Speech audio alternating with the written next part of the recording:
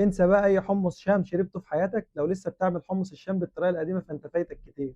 اللي جاي معانا يصلي على النبي، واول حاجه هنجيب الحمص بتاعنا ونكون نقعينه في ميه قبلها بخمس ست ساعات. الخطوه دي مهمه جدا عشان يسهل معانا في عمليه السلق. ننزل اول حاجه معانا بالحمص بتاعنا كده يتسلق في الميه تكون سخنه لحد بقى ما الحمص بتاعنا يتسلق. نعمل بقى الصلصه.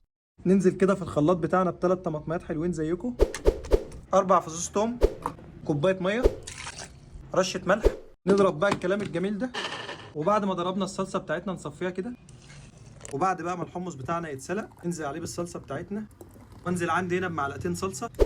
الكل فاكر ان الموضوع شويه حمص وميه، بس الحقيقه السر في ثلاث حاجات: معلقه سكر، معلقه بابريكا مدخنه، وتالت حاجه هقول لكم بقى عليها في اخر الفيديو بتنقل الطعم لحته ثانيه خالص.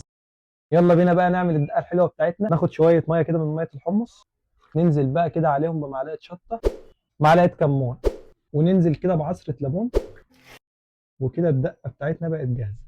انزل بقى يا باشا بالحمص في الكوبايه بتاعتك، ننزل بقى كده عليهم بشويه دقه.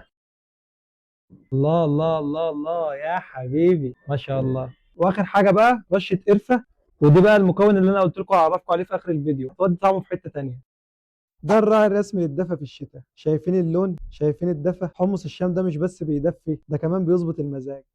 بسم الله. يا وعد يا جدعان، الدفا اللي بيدخل الجسم من اول بق. تاني كده.